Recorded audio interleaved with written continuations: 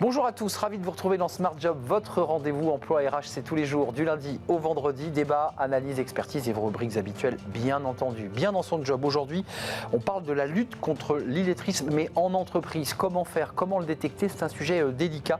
On va en parler avec Majda Vincent, elle est la DRH de Sodexo, partenaire de cette journée mondiale de lutte contre l'illettrisme. Le livre de Smart Job, aujourd'hui, Savoir rebondir après 45 ans, c'est un livre passionnant, écrit par Benoît Durantinès. Devenez acteur de votre carrière, retrouvez confiance, retrouvez le second souffle pour relancer sa carrière et puis aussi s'adapter à un monde très mouvant. On fera le point avec l'auteur de ce livre. Le cercle des experts, c'est le cercle RH comme chaque vendredi, c'est l'actualité, c'est le projet de loi de finances évidemment avec un nombre de sujets importants, l'éducation, le nombre de fonctionnaires et de création de postes et puis on viendra sur le débat des retraites parce qu'il y a eu ce fameux dîner où le président Macron regagne un petit peu de temps. Alors il semblerait qu'il y ait maintenant une concertation, mais attention, il pourrait y avoir une dissolution si les choses n'avançaient pas assez vite. On fera le point avec nos experts. Et puis dans Fenêtre sur l'emploi, la cyber veut se féminiser. C'est vrai qu'on manque d'ingénieurs dans la cyber, ingénieurs femmes évidemment. On fera le point avec Delphine Schloeffler, directrice des RH chez Walix Group. Voilà le programme tout de suite, c'est bien dans son job.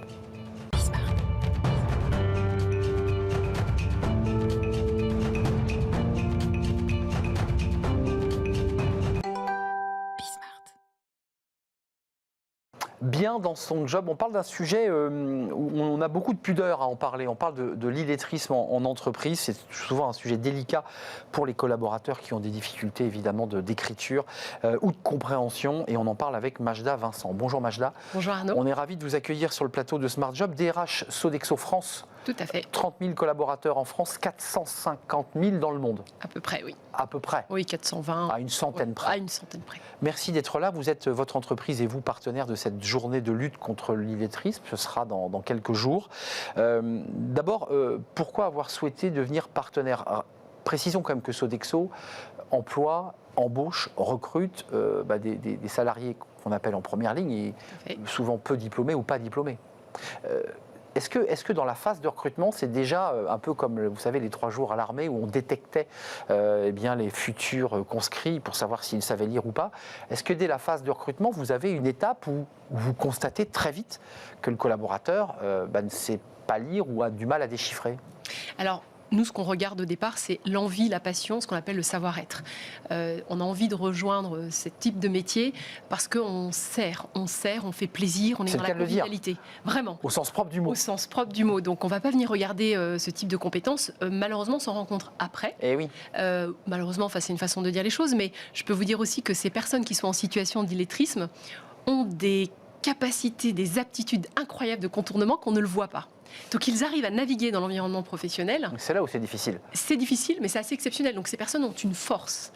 On le voit en entreprise, ils ont une capacité d'adaptation, de réagir et de travailler. Donc nous, on va quand même rechercher la personnalité et ensuite on développe. La force de Sodexo, c'est la formation, c'est de développer les compétences et de faire accompagner les salariés sur le terrain. Mais pourquoi c'est si difficile ? C'est les raisons que vous évoquez d'ailleurs. Le fait qu'on se dissimule, qu'on se cache, qu'on se trouve des subtilités pour dissimuler, c'est comme une prison professionnelle finalement quand on le vit, quand on le subit. J'ai vu récemment un comédien qui évoquait ses difficultés avec la langue et l'illettrisme. Il expliquait que c'était comme une prison. Comment vous faites ? Et ce qui vient justifier d'ailleurs le fait que vous soyez partenaire de cette journée de l'illettrisme. Comment vous faites concrètement ? Alors déjà on faisait. Donc on a vraiment des managers qui sont très proches. Vous savez, quand on est sur les métiers de la restauration, mais pas que, il y a une proximité avec les équipes. Et en fait, ce qui se passe, c'est que déjà dans le passé, il y a encore pas très longtemps, des managers détectaient ce genre de situation et accompagner et remonter au RH des situations en disant voilà, j'aimerais bien qu'on puisse mettre en place un dispositif de formation, d'accompagnement. Là, on a voulu aller plus loin. Pourquoi on a voulu aller plus loin ? Aujourd'hui, on parle de transformation dans l'entreprise, on parle de digitalisation, on parle des métiers de demain. Comment on peut préparer des salariés aux métiers de demain avec une certaine technicité si les compétences de base ne sont pas là. Et le parti pris que nous avons voulu avoir là, c'est de détecter ces personnes qui sont un peu plus fragilisées pour leur permettre de faire partie de l'aventure de la transformation des métiers de demain. Parce que les métiers de demain, ça nécessite une agilité aussi avec le digital, avec les outils informatiques. Et donc, lorsqu'on rentre dans un parcours de formation de lutte contre l'illettrisme, eh bien, on aborde le calcul, les choses de base, la lecture, l'écriture, et puis la sensibilisation au numérique. Mais je m'autorise, il y a aussi des règles de sécurité dans les cuisines qui sont importantes, avec souvent des textes qui sont affichés. Enfin, c'est compliqué quand on a des difficultés à déchiffrer. Oui, mais alors ce qui est intéressant, parce que des managers m'ont raconté qu'ils arrivent, ils ont une mémoire visuelle, parce qu'on leur a expliqué 1-2 fois. Ils vont peut-être se confier à un collègue qui va leur apprendre comment faire les choses. Et puis, du coup, ils arrivent à travailler au quotidien avec ces réflexes-là. Donc, bien entendu, tout ce qui est normes de sécurité sont intégrées. Mais on et respectées. Avec rigueur. Ouais. Mais ce qui se passe, c'est que s'il y a un changement, une nouvelle fiche, etc., c'est comment on accompagne justement cette nouvelle connaissance. Est-ce que vous avez comme ça un panorama un peu global des personnes que vous accompagnez aujourd'hui, et est-ce que vous avez déjà un retour de l'effort que vous faites en leur direction, parce que ces personnes vous disent merci, voilà, je suis un autre homme ou une autre femme? Alors, comme je vous le disais, nous, on a déjà mis des actions en place qui étaient justement, vous avez Donc, on a cette expérience qui va être discrète, comme vous le disiez tout à l'heure, parce que ça reste un sujet quand même... on est très pudique sur ce sujet. On est très pudique sur ce sujet. Et nous, ce qu'on a voulu, avec ce positionnement de lutte contre l'illettrisme, c'est de lever le tabou.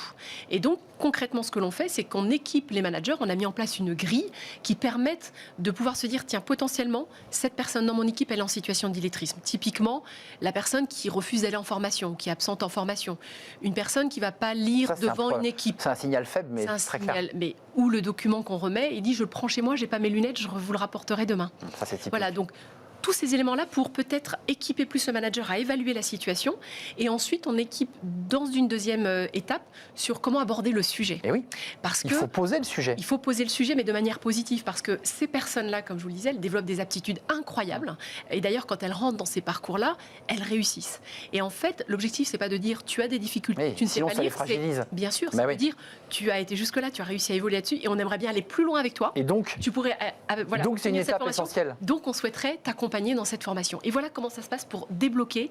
Et puis ensuite, c'est d'avoir des personnes elles-mêmes ambassadrices pour pouvoir raconter cette belle histoire de dire je suis rentrée dans ce parcours et voilà ce que ça m'a apporté et j'ai pu évoluer. D'un point de vue concret, ça veut dire que vous travaillez avec des dispositifs de formation, des équipes de formation qui savent traiter ce type de public, parce que c'est pas apprendre le français à un enfant de 6 ans. Non. C'est autre chose. Non, parce qu'en fait, ce sont des personnes qui, à un moment donné, ont été à l'école, mais il s'est passé quelque chose. Voilà. Donc nous, dans le programme de formation, c'est pour venir... on ne retourne pas à l'école. On ne retourne pas. En fait, on réapprend à apprendre. On revient sur des basiques. Et en fait, nous, on a travaillé avec la NLCI, donc c'est l'Agence nationale de lutte contre l'illettrisme, qui nous a aidés à essayer de trouver le bon organisme pour pouvoir avoir la formation adéquate. Pourquoi ? Parce qu'on a voulu être plus proche des territoires. Sodexo, c'est plus de 4000 sites, donc sur tout le maillage territorial France. Donc on devait avoir une force de frappe, si je peux utiliser cette expression, pour pouvoir être au plus proche du terrain et permettre aux personnes d'être assidues. Parce que c'est une journée par semaine.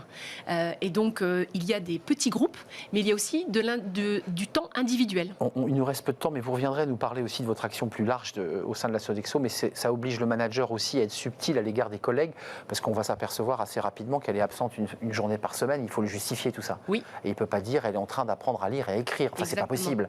Donc là, il y a un vrai travail. Tout à fait. Mais on a des managers qui ont vraiment du bon sens, qu'on appelle aussi l'humanité. C'est la force de Sodexo, parce que c'est vraiment notre ADN. On travaille avec des hommes et des femmes.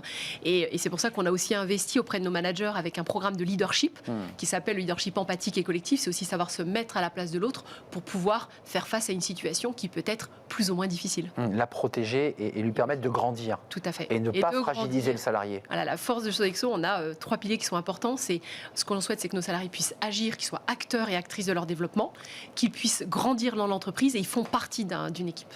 Merci d'être venu nous éclairer. Puis vous êtes très impliqué aussi, je le sais, sur les questions d'intégration des personnes handicapées sur les lieux de travail. Vous reviendrez nous parler plus globalement de votre action de DRH à la tête de 30 000 collaborateurs au sein de la Sodexo. Plus gros employeur d'ailleurs, c'est un des plus gros employeurs privé, français. Tout à fait. Privé, hein. Oui. Merci de nous avoir rendu visite, Majda Vincent, DRH Sodexo, partenaire de cette 9e journée française de lutte contre l'illettrisme et de l'illettrisme, on l'aura compris, en entreprise. Merci beaucoup. Merci Arnaud, avec plaisir. Le livre de Smart Job, c'est tout de suite à la rencontre d'un auteur. Un livre qui parle du rebond après 45 ans. Bah oui, ça concerne évidemment les seniors. Bon, on est senior à partir de 45 ans, selon l'INSEE. C'est tout de suite, c'est le livre de Smart Job.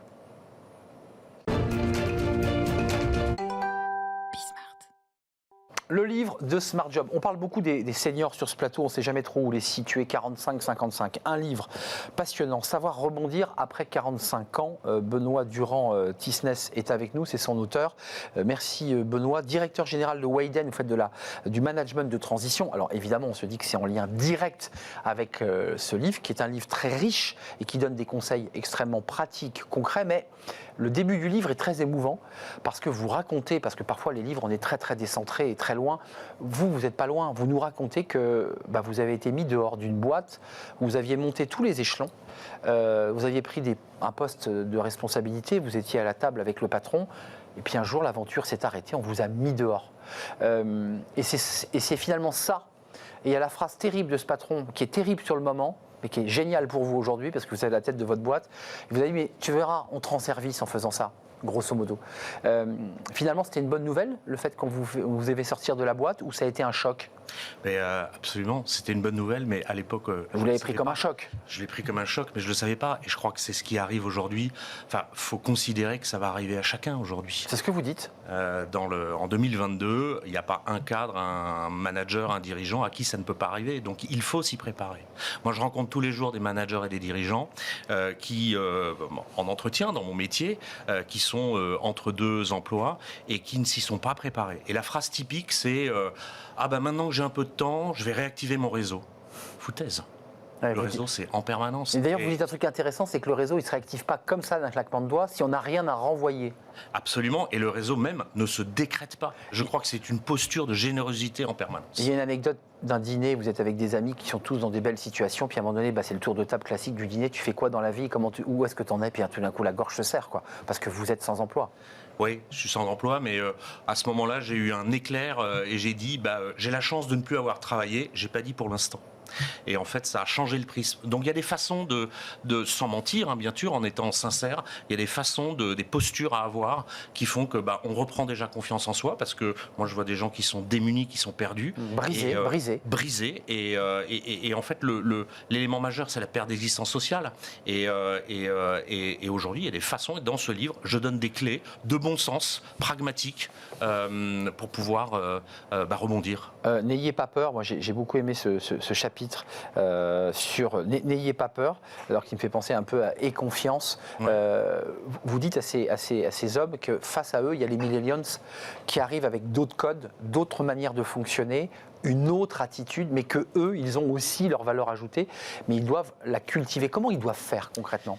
Parce que c'est un choc de génération, il faut le dire. C'est un choc de génération. Quand on est un manager ou un cadre senior ou un dirigeant, on a de l'expérience déjà, et on a un autre élément important, c'est la résilience. On l'a vu là récemment dans les crises de Covid, qui est ce qui a tenu le mieux la boutique, c'est ces cadres seniors. On le voit aussi typiquement dans les startups. Aujourd'hui, pour démarrer une start-up, il y a de l'énergie qui est mise par les millennials, et souvent, très rapidement, on met on met des gens seniors pour structurer l'entreprise et faire passer les caps. Il y a des éléments très concrets dans ce que vous racontez, puis il y a des éléments très psy quand même, parce que vous évoquez les évolutions de caractère, vous appelez ça passer sa courbe de deuil, c'est des mots très forts, c'est-à-dire qu'il faut jeter les vieux vêtements qu'on a eus de cadre, dans sa réussite et tout réinventer. C'est ça que vous racontez. Absolument. C'est pas simple quand même. C'est pas simple. Il y a les courbes de deuil, mais typiquement, je fais témoigner dans le livre un coach, Christophe Bourgois-Costantini, qui dit que chaque être humain a 10 intelligences. Il faut apprendre à les découvrir et penser autrement, sortir de la boîte. Mais qu'est-ce que vous avez découvert? Ce livre est un peu un témoignage et aussi un guide d'accompagnement pour ces cadres. Vous le faites, c'est votre métier dans votre boîte, mais qu'est-ce que vous avez appris de nouveau en vous réinventant, vous? Alors moi, j'ai appris que dans ces situations, il faut déculpabiliser, parce que ce qui m'arrive, c'est juste normal. Et puis en général, quand l'autre me regarde et avec qui je discute, il a juste peur que ça lui arrive pas. Donc c'est quelque chose de tout à fait normal. Donc le regard de l'autre, ce qui est important, c'est moi.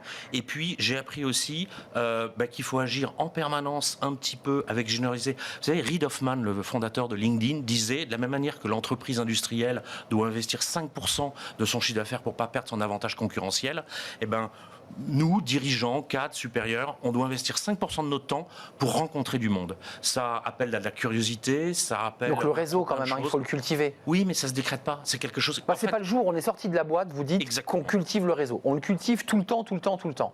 Je vois plein de personnes en face de moi, de rencontres de managers, dirigeants qui disent « Ah mais oui, mais j'ai pas le temps en ce moment ». Ben, on n'a pas le temps, ben, il t'arrivera ce qui va t'arriver. Et tu seras tout seul sur le trottoir parce que vous racontez Personne ça. t'attend. Et, La porte qui claque et on est tout seul. et souvent le réseau, il est aussi un peu lié à la carte de visite quand on n'en a plus. Voilà. Et juste avant de nous quitter, il y a quand même l'idée chez certains cadres, les chiffres de l'APEC d'ailleurs, vous les donnez, ils sont assez précis et ils sont assez vertigineux. Il y a de l'inertie, il y a de la fuite et de la colère. Nous nous énervons, nous nous indignons, nous soutenons mordicus que c'était mieux avant et nous campons sur nos positions. En un mot, il faut se remettre en question. Je remets en question et puis regarde devant. C'est la courbe de deuil. Une fois qu'on l'a passé, on regarde l'avenir. On regarde plus le passé et qui on avait été. Voilà. Merci Benoît Durand-Tisnès. Vous êtes à la tête de votre entreprise qui fait du management de transition. Wayden est auteur de ce livre, Savoir rebondir après 45 ans, éditeur Idéo. Devenez acteur de votre propre carrière, devenez l'acteur de votre destin au-delà de la carrière, parce que c'est ça en fait l'histoire. Exactement. Prenez votre vie en main. Prenez-vous en main. Merci, en tout cas ce livre est passionnant. Merci d'être venu nous rendre visite. On fait une courte pause et on va se tourner vers le cercle des experts. Ils sont là, l'actualité est riche, projet de loi de finances, les retraites, avec beaucoup d'incertitudes. Évidemment, on va expertiser tout cela avec nos experts, c'est juste après la pause.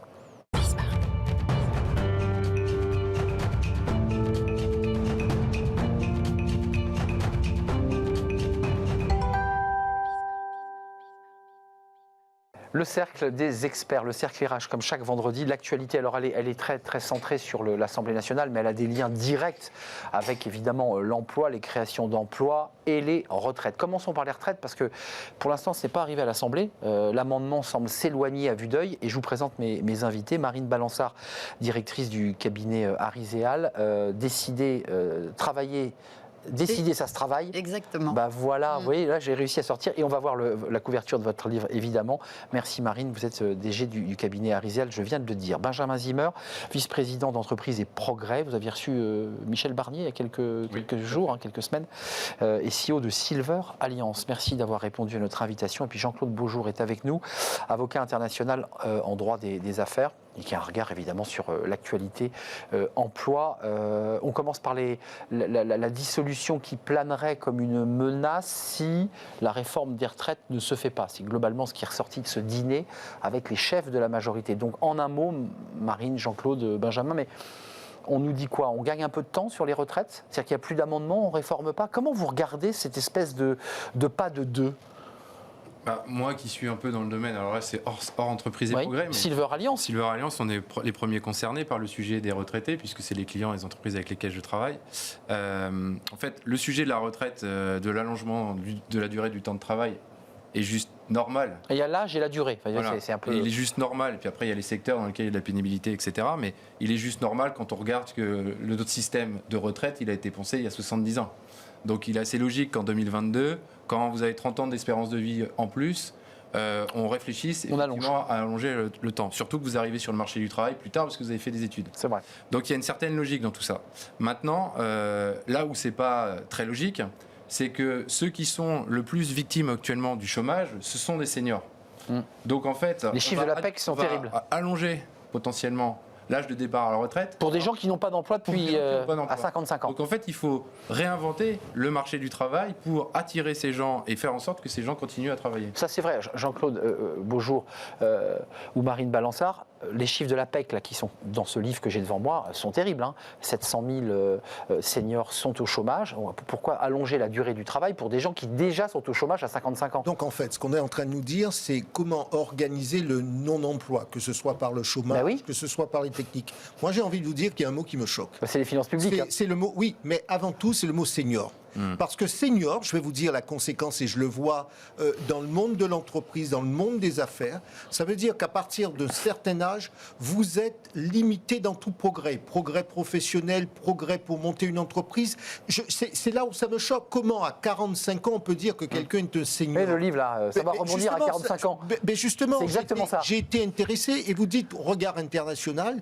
Eh bien, moi, je vous dis que dans aux États-Unis, par exemple, dans des tas de pays, à 45 ans, vous continuez. Évidemment.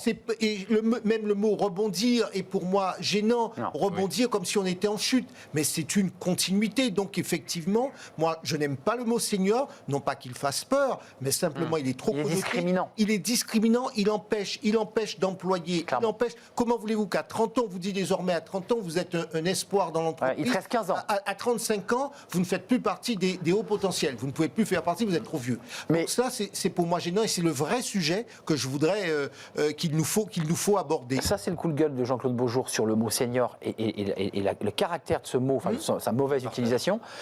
Marine Balançard, je sais peut-être vous allez répondre. Partagé, hein. Est-ce qu'on réforme ces retraites, puisqu'au départ, souvenez-vous, un amendement devait être introduit au projet de loi de finances de la Sécu, qui devait soit allonger la durée, soit allonger la durée de cotisation. Là, aujourd'hui, on a un dîner où le président dit, attention, si vous continuez à m'énerver, moi je dissous l'Assemblée nationale, et puis on va se donner 3 mois de concertation. Enfin, qu'est-ce que ça raconte? On réforme ou on réforme pas? Alors, c'est normal, puisqu'il faut absolument faire des économies. Et il y a 2 moyens de faire des économies pour Emmanuel Macron, c'est la réforme de l'assurance chômage et la réforme des retraites. Et donc, il a le blues, certes, parce qu'il paraît qu'il a le blues, mais il tape du poing sur la table, tout il est en colère. laissant l'espace pour les négociations. Mais c'est pas qu'il est en colère, c'est qu'il n'a pas le choix. La concertation, je m'autorise. Hein. Vous avez vu, il ne parle pas de négociation. Il parle de concertation. Pour arriver à des compromis, les modalités, peu importe, il faut faire des économies. Et donc, il a raison. Ça fait trop longtemps qu'on reporte cette réforme.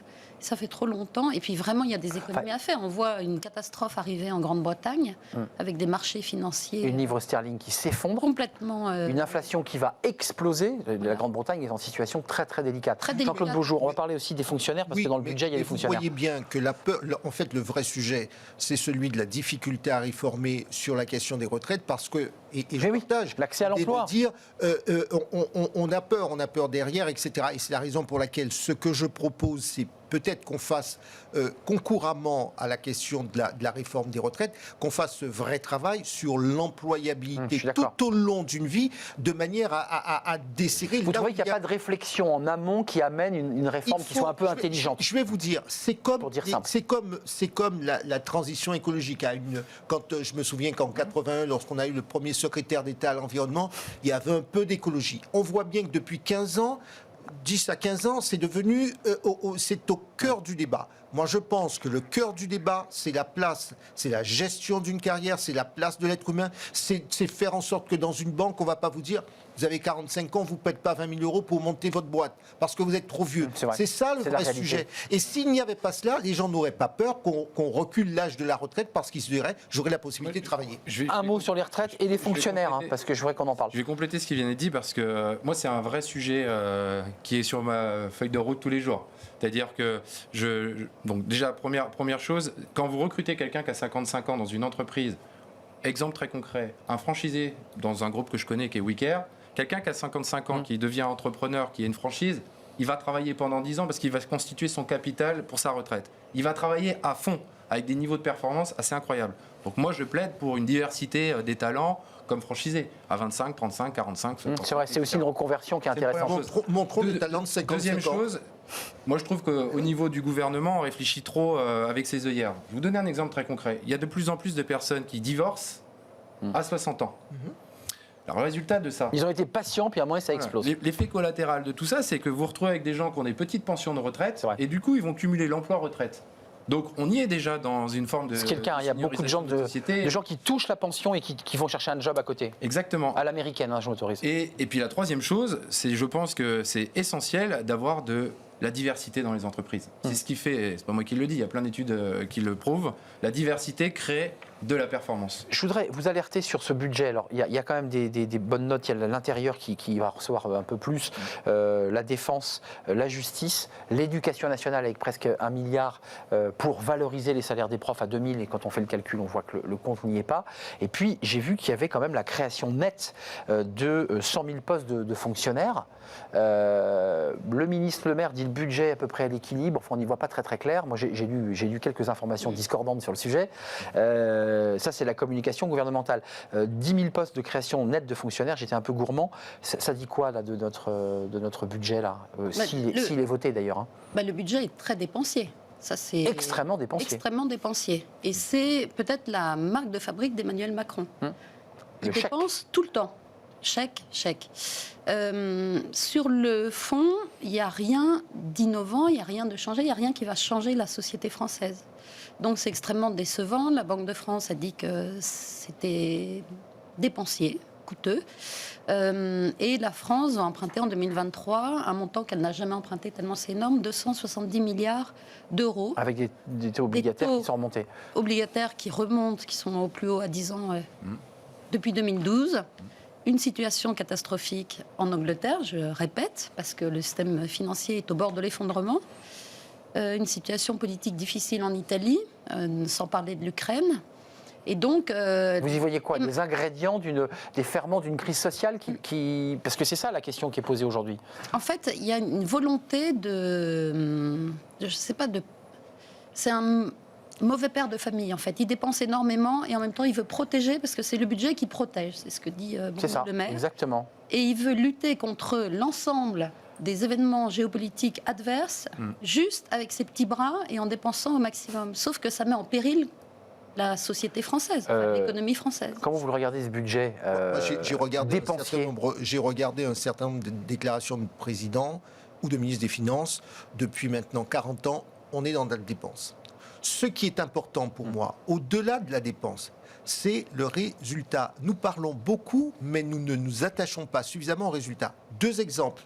Il va falloir regarder si effectivement le budget de la justice permet effectivement de donner à la société française une justice qui soit à sa hauteur, qui soit efficace et rapide. Efficacité. Deuxièmement, les enseignants. Pourquoi est-ce que les enseignants 2 000 €, c'est l'annonce d'Emmanuel Macron. Hein. Eh bien, c'est là où on ne pourra pas, et c'est important, c'est là où on ne peut pas se contenter d'annonces et qu'il va falloir que ça se traduise parce que nous avons besoin, pour lutter contre le chômage, pour lutter contre les injustices sociales, pour favoriser la méritocratie, il va falloir de gens formés, il faut attirer des enseignants et ne pas voir des fuites de cerveau. Dernier point, nos chercheurs, pour moi c'est important puisqu'on parle beaucoup d'entreprises.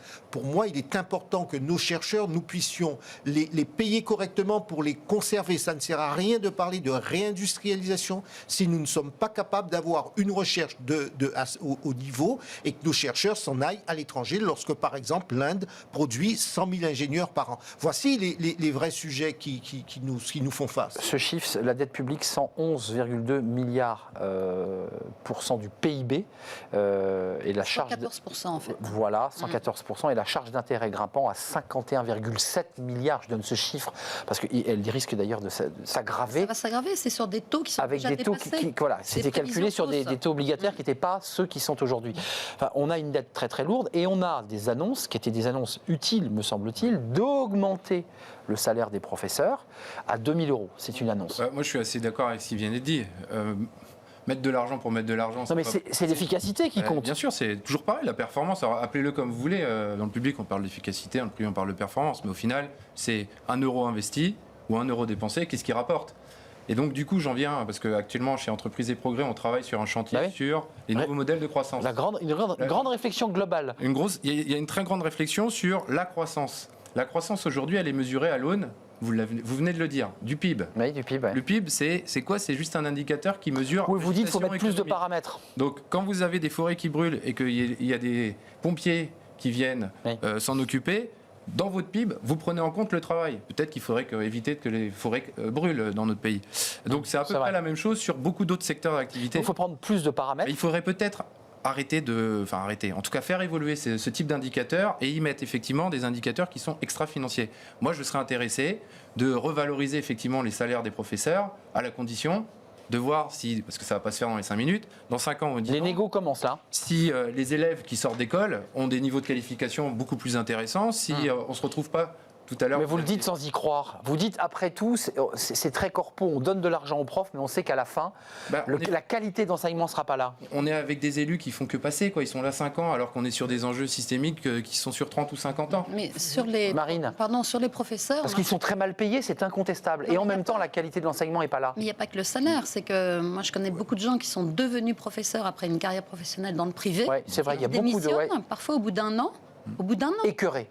Écœurés, c'est-à-dire qu'ils sont prêts à être moins payés et ils ne peuvent pas Ils y croyaient en tout cas. supporter cette solitude et cette absence Vous voyez bien, Donc il y a un problème de RH. Hein. vous voyez bien que finalement, il y a un problème de sociologie de notre société. Mais clairement. On revient, tout ce qu'on se dit, au fond, la phase opérationnelle, elle prend sa racine dans une culture. Il faut qu'on change de paradigme. Vous voyez bien qu'on se dit... Mais on n'y arrive pas, Jean-Claude Beaujean. On n'y arrive pas. Mais justement, moi, je refuse de dire qu'on ne peut pas y arriver, parce que ce que vous sous-entendez, c'est qu'on ne peut pas y arriver. Si on ne peut pas y arriver, il y a des blocages. Ça veut dire, c'est pas simplement des blocages.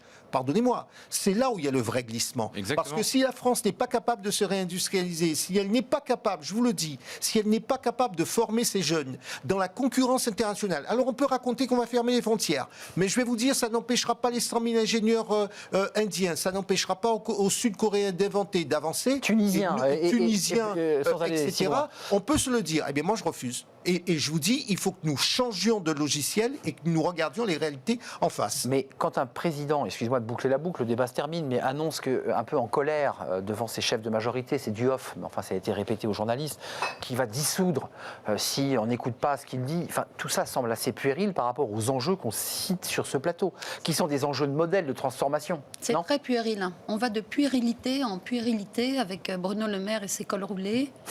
Elisabeth Borne et sa doudoune, Bruno Le Maire à nouveau qui dit qu'on est à l'euro près et qui ensuite annonce des budgets... De l'écume. Voilà. C'est l'écume. Non, mais c'est très décevant pour les Français qui n'ont déjà pas tellement le moral. Et donc... Et qui commencent à craindre l'hiver, hein. Enfin, il faut quand même le dire. On ne sait pas ce qui nous attend. Objectivement, on est dans un flou. Mais il n'y a pas de projet de fond, il n'y a pas de vision. Un mot chacun. Un mot, je vais vous dire, la préoccupation de nos clients, entreprises, PME, qui investissent, qui travaillent, qui créent de l'emploi ou qui essaient de créer de l'activité, ça n'est pas la dissolution. Oui. Et je vais vous dire, d'accord. on ne peut pas vivre en permanence avec l'épée de Damoclès en disant politiquement qu'est-ce qui va se passer, parce que pendant ce temps, le train passe. Je vais vous dire, si nous ne sommes pas à un certain nombre de rendez-vous économiques, si on rate un certain nombre de projets, la transition écologique, certains projets ne peuvent pas se faire en 3 mois. Donc si on ne prend pas de décision, de retarder, puisqu'on vient de vivre une année d'élection, donc on retarde à 2 ans, on retarde à 3 ans, pendant ce temps les autres avancent. C'est ça le vrai sujet. Mot de conclusion. Je partage ce qui encore vient d'être dit. Vous êtes d'accord aujourd'hui tous les deux? Je suis d'accord. Mais non, mais je dirais même que moi qui suis dirigeant d'entreprise, qui travaille qu'avec des entrepreneurs, franchement, il y a 2 France, quoi. Il y a le monde politique, puis il y a le monde de l'entreprise. Nous, notre sujet du quotidien... C'est terrible ce constat. Le sujet du quotidien aujourd'hui, c'est la sobriété énergétique. On n'a pas attendu Elisabeth Borne pour effectivement faire de l'optimisation de nos dépenses. Et mettre une énergétiques. doudoune, j'imagine. Mais c'est plutôt comment on fait. On a accueilli Dominique Schelcher, qui est le président de Système U, il n'y a pas très longtemps, pour parler justement des enjeux de croissance. Et il nous disait, par exemple, un fournisseur d'endives, un producteur d'endives, sa facture d'électricité va être augmentée par 15. Oui. Il fait comment? Oui, parce qu'il doit les mettre sous... C'est tapis. Exact. Et des fournisseurs comme ça, il y en a des producteurs, il y en a plein qui pourraient faire tapis à cause de l'énergie. On attend là le gouvernement. Franchement, ce qui sort d'un dîner, etc. Alors après, il faut que ça soit aussi... c'est pas l'essentiel de... On ne sait pas. Mais le vrai sujet, c'est que nous, en tant que dirigeants d'entreprise, on a des vrais sujets. On a des sujets. Moi, je crois pas. J'ai pas de problème avec les entreprises avec lesquelles je travaille sur la croissance de leur chiffre d'affaires ou l'attractivité. Ouais, vous avez raison. Il y a 2 France. Il y a un gros problème. Il y a un problème de recrutement pour pouvoir réaliser des prestations. Et on a un produit. Ça, c'est pour ceux qui font du service. Ça pour ceux qui produisent. Ça, c'est du ressort des politiques, si je m'autorise. Pour ceux qui produisent, il y a une crise de l'inflation a des conséquences sur l'approvisionnement. Exact. Donc en fait, la croissance est freinée par ces 2 enjeux. Ils sont où les politiques? Les sujets sont sur la table, le projet de loi de finances est arrivé, on va le suivre d'assez près, avec des annonces, avec des incertitudes politiques et des entreprises qui avancent peut-être plus vite, enfin vous aviez l'air d'accord Marine, oui. Mais des entreprises qui vont beaucoup plus vite finalement que les politiques. Mais je pense que si on prend un peu de hauteur, il y a quand même un problème en Europe. L'Europe est vieillissante, il n'y a plus de natalité. On voit bien qu'on est très dépendant dans les approvisionnements. Et je me demande si... l'Europe est capable de se reprendre et de proposer une vision pour... On a franchi un le cran, monde, évidemment, voilà, parce que sachant le débat qu'on est européen. Voilà, Merci. mais on a un PIB toujours trop faible en Europe par rapport à avant la crise. On n'a Merci pas repris. Marine. Merci Marine Balançard, directrice générale du cabinet Ariséal. Décider, ça se travaille, c'est votre livre. Éditeur, d'ailleurs, je ne l'ai pas cité. Erol, il faut citer les éditeurs. Merci à Benjamin Zimmer, VP de Entreprise et Progrès, qui travaille effectivement sur des tables rondes de réflexion très approfondies effectivement sur ce sujet. D'ailleurs, il faut peut-être venir en débattre avec nous sur le plateau. C'est la moitié du travail. Voilà, écoutez, quand ce sera fini, vous viendrez nous en parler. Merci à Jean-Claude Beaujour, avocat international en droit des affaires, un peu en colère aujourd'hui sur un certain nombre de sujets. Non, mais ça n'est pas de la colère, c'est du réalisme, parce que mes clients, c'est tous les jours qu'ils me parlent de leurs problèmes, de leurs projets, de notre manque de cap. Comment, par exemple, devenir une licorne. Voilà telles sont les préoccupations. Donc, il y a un moment donné, il faut passer à l'action et aller sur des sujets très concrets. Merci Jean-Claude. Je ne vous ai pas lancé pour une question, mais c'est très bien, il y a de la passion. Merci à vous trois, merci pour ce débat des experts comme chaque fin de semaine. On termine avec Fenêtre sur l'emploi, les femmes et la tech. Bah oui, c'est un vrai sujet aussi.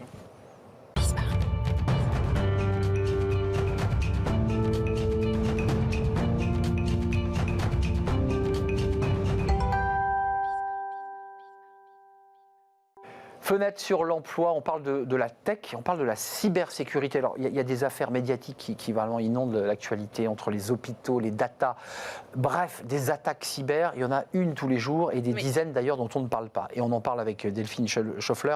Vous êtes directrice DRH chez Walix, 230 collaborateurs, avec des fondateurs qui, depuis le début, accompagnent les salariés et les entreprises à protéger leurs accès, qui sont les sujets centraux qui impactent les entreprises. Il y a des rançons, des menaces. C'est un sujet central avec un vrai gros sujet. Peu de femmes ou pas de femmes.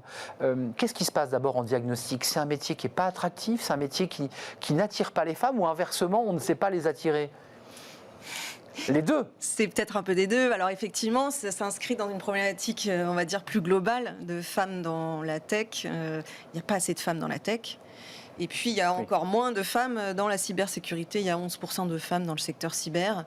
Dans la tech, c'est entre 20 et 30%. Mais c'est vrai qu'il n'y a pas assez de femmes dans ces secteurs-là, dans ces métiers-là. Aujourd'hui, moi, j'ai envie de dire, il faut rendre l'informatique aux femmes, comme le dit une sociologue, Isabelle Collet. C'est intéressant. Pourquoi on leur a retiré l'informatique? Parce qu'au départ, dans les innovations, dans les premières inventions, c'était des femmes.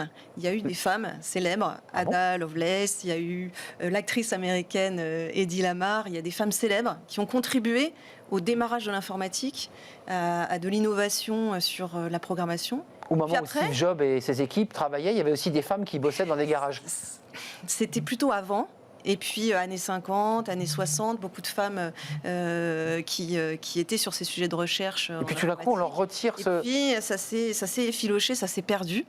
Et c'est là où, effectivement, on se dit, mais pourquoi? Mais pourquoi, Et comment on fait pour réinverser la tendance?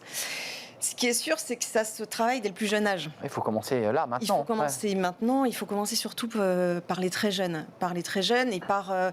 en fait, souvent, on cible en tant que DRH. On travaille avec des écoles d'ingénieurs. On travaille... Mais c'est trop tard. Mais c'est trop tard. Oui, bien sûr. Il faut remonter la chaîne. Jusqu'à la primaire, on apprend le codage, le collège. Dès le collège sensibilisé. Il y a des études qui montrent que les femmes renoncent à des carrières dans la cyber avant l'âge de 16 ans. Donc, c'est au niveau du collège. Excusez-moi, on parlait de sociologie, les parents orientent. Ils ont un rôle très important. Et on dit à leurs filles qui aiment l'informatique, non, mais attends, tu vas pas faire de l'informatique, tu vas partir sur des métiers plus social, RH. Alors malheureusement, c'est effectivement des biais de genre et c'est dommage. C'est dommage parce que je pense qu'il faut effectivement en parler à ses enfants. J'en parle à mes enfants. J'imagine. J'ai 2 filles. Pour moi, j'ai envie de leur dire, c'est pas des métiers genrés en fait. C'est ouvert à tous, aux hommes, aux femmes. À partir du moment où on a les qualifications, l'envie, la motivation.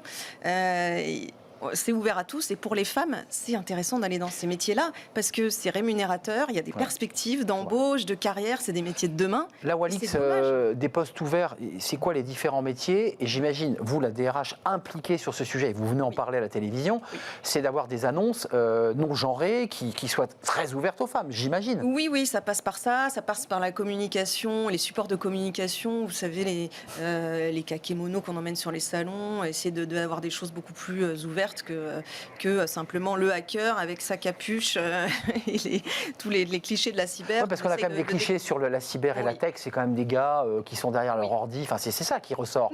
Et cette image-là, elle est un peu ancrée. Comment on la réinverse? Campagne de com, vous venez en plateau nous raconter des choses, c'est ça aussi les enjeux. C'est ça, et moi j'en parle et j'ai envie d'en parler. J'ai envie que les femmes viennent chez Walix, viennent dans ces secteurs de la tech et de la cyber. Elles y sont souvent mieux traitées et plus heureuses. Nous, on a fait une enquête auprès des salariés à Piatwork cette année, 2022, et on voit que le taux de satisfaction des femmes chez Walix est meilleur que le taux de satisfaction des hommes. Combien de femmes chez vous, là, chez Walix, avant de nous Nous, quitter? on est 26% de femmes. Et vous vous battez pour que ça monte? Tout à fait. Parce qu'en fait, vous avez un problème de sourcing, en fait. Hein, c'est pas que vous... Parce que se priver des femmes, c'est se priver de talent et se priver de main-d'œuvre, et c'est pénurique, la cybersécurité et la tech. Et puis parce que c'est la diversité, c'est la parité, c'est ça qui fait la performance des entreprises, et votre invité précédent en parlait également. Tout à fait. Merci Delphine Schoeffler, directrice RH Walix, ambassadrice au-delà de Walix, des femmes dans la cyber, des femmes dans la tech. Et vous en êtes une des incarnations, parce qu'avant d'être RH, vous étiez consultante aussi. C'est un sujet que vous connaissez bien. Vos filles finiront évidemment dans la tech et dans la cyber, j'en suis sûr. J'espère. Merci de nous avoir rendu visite, c'était un vrai plaisir. L'émission se termine. Je vais remercier évidemment Angèle à la réalisation, Héloïse pour le son. Merci Nicolas Juchat. Restez avec moi un instant encore, Nicolas Juchat. Et je remercie évidemment Léa pour l'accueil invité. Puis on va terminer comme chaque jour par le programme Restart, partenaire, Bismart partenaire de Pôle emploi et de ce programme Restart, 5e édition de la création et de la reprise d'entreprise. Voilà, à la découverte de ce portrait d'un demandeur d'emploi qui a créé sa boîte et qui nous raconte son expérience et son parcours. Merci à vous, merci de votre fidélité. Et puis je vous dis évidemment bonne fin de semaine et on se retrouve lundi pour de nouvelles aventures. Bye bye.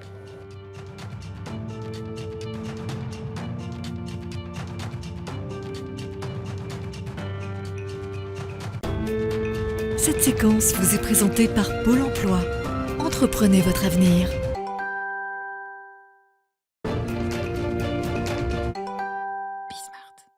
Bonjour à toutes et à tous. Suite de la semaine spéciale Restart sur Bismart, on donne la parole à ces demandeurs d'emploi qui ont fait le choix de l'entrepreneuriat. Et on prend la direction tout de suite de la Normandie à la rencontre d'Élodie Martin. Elle est gérante et pilote d'Aéro Normandie. Bonjour. Bonjour. J'étais directrice d'office de tourisme au préalable dans la région dans laquelle je vis. Et donc, j'avais connaissance de cette activité qui me plaisait beaucoup. Il s'avère que mon mari a également eu cette activité pendant de nombreuses années et j'ai petit à petit pris le pas de me reconvertir pour faire des baptêmes de l'air et emmener les gens et prendre du plaisir et découvrir cette belle région. C'est une joie tous les jours. Puis moi, je m'éclate à voler parce que j'adore piloter. Donc, c'est toujours un grand moment de partage. Alors, nous proposons d'emmener enfants, jeunes, adultes, de tous âges, de tous horizons, et puis de venir découvrir à bord de nos machines biplaces les joies du vol, les sensations du vol, piloter, essayer de voir ce que c'est que d'avoir le manche et de faire tourner un petit appareil biplace. Alors, mon activité, elle est toute naissante et hélas, pendant les années que nous avons connues avec le Covid, ça a été un petit peu compliqué pour démarrer. Mais en l'occurrence, c'est à peu près, je dirais, peut-être une centaine de personnes par an qui viennent qui viennent acheter en tout cas des baptêmes de l'air et elles ont du temps pour venir les faire.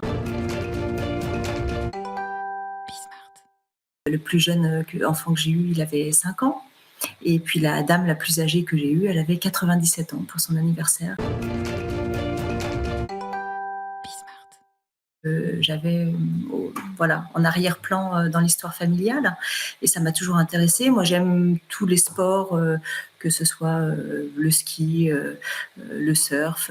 J'aime tout ce qui est un petit peu fun et agréable, tout ce qui se détache un petit peu de ce qu'on a l'habitude de réaliser, de pratiquer. Et puis s'évader dans un autre univers, j'ai toujours trouvé ça génial. Et donc, quand j'ai fait la connaissance de cette activité, j'étais donc en poste à l'office de tourisme et petit à petit, j'avais fait le tour de ces grosses institutions, d'avoir du personnel salarié. Et donc, j'ai fait le pas. Et ça a été une longue maturation de faire le pas, de quitter ce confort de vie salariée pour se mettre à son compte.